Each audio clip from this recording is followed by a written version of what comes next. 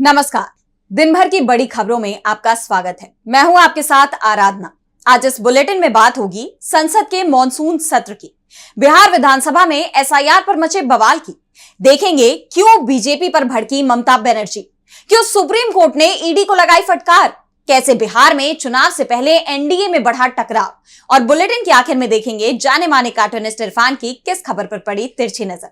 लेकिन दिन भर की तमाम बड़ी खबरों से पहले एक नजर आज की सुर्खियों पर।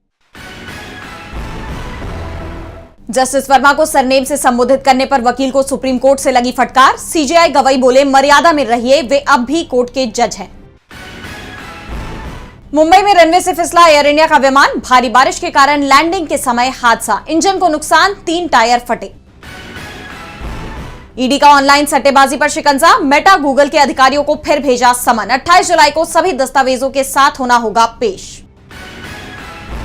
शेयर बाजार में तेजी, 442 अंकों की बढ़त के साथ 82,200 पर बंद हुआ सेंसेक्स, तो 122 अंकों की बढ़त के साथ 25,090 पर बंद हुआ निफ्टी।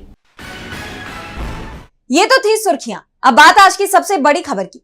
21 जुलाई से संसद के मॉनसून सत्र की शुरुआत हो गई है। सत्र का पहला दिन ही मोदी सरकार के लिए काफी मुश्किल रहा, क्योंकि विपक्ष के सवालों ने मोदी सरकार के छक्के छुड़ा दिए।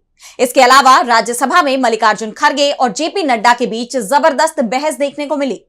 तो सदन में कैसा रहा पहला दिन और क्या रहा खास, देखिए इस रिपोर्ट में। संसद का मानसून सत्र पहले ही दिन काफी जोरदार रहा। विपक्ष ने पहलगाम हमले, ऑपरेशन सिंदूर, अमेरिकी राष्ट्रपति डोनाल्ड ट्रंप के मध्यस्थता के दावों, बिहार में मतदाता सूची के गहन पुनरीक्षण, मणिपुर, चीन जैसे विषयों पर सरकार को जमकर घेरा। कांग्रेस सांसद बी मणिकम टैगोर ने गंभीर राष्ट्रीय सुरक्षा और विदेश नीति विफलता, पहलगाम आतंकवादी हमला और ऑपरेशन सिंदूर पर चर्चा के लिए लोकसभा में स्थगन प्रस्ताव दिया। इसके अलावा सीपीआई सांसद संतोष कुमार पी ने पहलगाम हमले, ऑपरेशन सिंदूर और अमेरिकी राष्ट्रपति डोनाल्ड ट्रंप द्वारा भारत और पाकिस्तान के बीच तनाव को कम करने के बार बार किए गए दावों पर चर्चा के लिए नियम 267 के तहत कार्य स्थगन नोटिस दिया।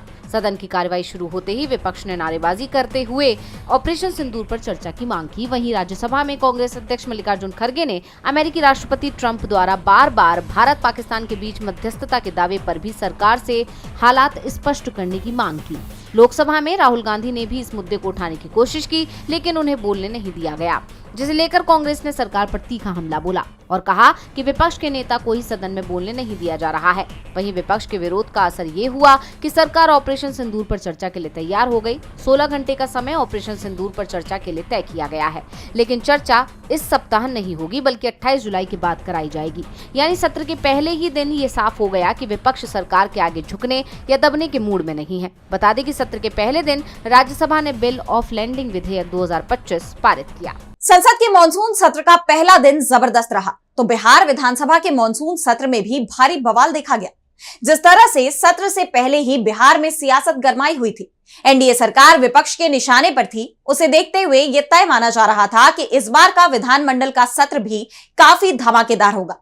और सत्र के शुरू होते ही विपक्ष सरकार पर हमलावर दिखाई दिया। बवाल के बीच सदन स्थगित कर दिया गया।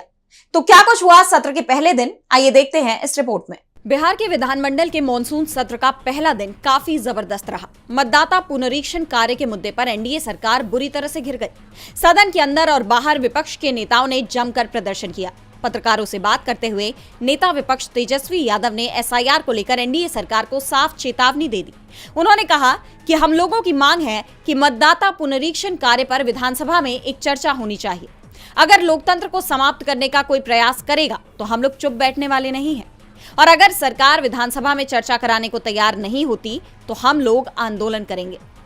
एसआईआर पर पहले से ही विवाद छिड़ा हुआ है और अब इस पर सदन में भी बहस छिड़नी तय मानी जा रही है। विपक्ष के तेवर एनडीए सरकार की चिंता बढ़ा रहे हैं। सदन की कार्यवाही शुरू होते ही सबसे पहले विधानसभा अध्यक्ष नंद किशोर यादव ने बोलना शुरू ही किया था कि इस दौरान ही विपक्ष के विधायकों ने नारेबाजी शुरू कर दी।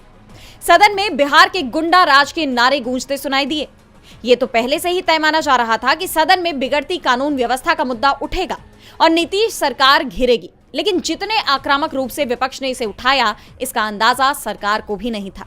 नारेबाजी के बीच एआईएमआईएम के विधायक वेल में पहुंच गए, पोस्टर दिखाने लगे। उधर स्पीकर सभी को शांत रहने के लिए कहते रहे, लेकिन विपक्ष हावी नजर आया। सदन की कार्यवाही के दौरान सीएम नीतीश आए और जाकर अपनी सीट पर बैठ गए। नेता प्रतिपक्ष तेजस्वी यादव उनसे थोड़ी ही दूर पर बैठे थे, लेकिन दोनों में बातचीत तो दूर, नमस्कार तक नहीं हुआ। प्रदेश में बढ़ते क्राइम को लेकर पूर्व मुख्यमंत्री राबड़ी देवी ने सीएम का इस्तीफा मांग लिया।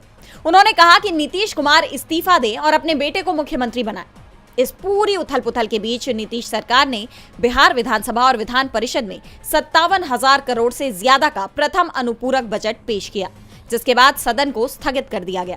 बिहार विधानसभा में एनडीए सरकार बुरी तरह से घिर गई, तो आरोप सीएम ममता बनर्जी ने भी लगाए हैं बीजेपी पर। पश्चिम बंगाल में विधानसभा चुनाव होने में अभी समय है, लेकिन राज्य की राजनीति अभी से गरमाई हुई है। राज्य की सीएम ममता बनर्जी ने अभी से मुख्य विपक्षी पार्टी बीजेपी को अपने निशाने पर ले लिया है। वो बीजेपी पर बंगाल विरोधी होने के गंभीर आरोप लगा रही है। उसी कड़ी में टीएमसी ने शहीद दिवस रैली की, जिसमें ममता ने बीजेपी और मोदी सरकार पर जमकर हमला बोला। पश्चिम बंगाल में भले ही विधानसभा चुनाव अभी दूर हैं, लेकिन सत्ताधारी टीएमसी अभी से एक्टिव मोड में नजर आ रही है। उसी के चलते टीएमसी ने शहीद दिवस रैली की, जिसमें मुख्यमंत्री ममता बनर्जी से लेकर लोकसभा सांसद अभिषेक बनर्जी ने केंद्र की मोदी सरकार और बीजेपी पर जमकर हमला बोला।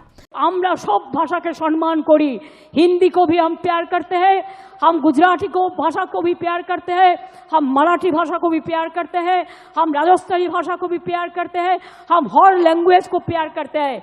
लेकिन आप बांग्ला भाषा का ऊपर संतोष क्यों कर रहे हैं? क्यों कर रहे हैं?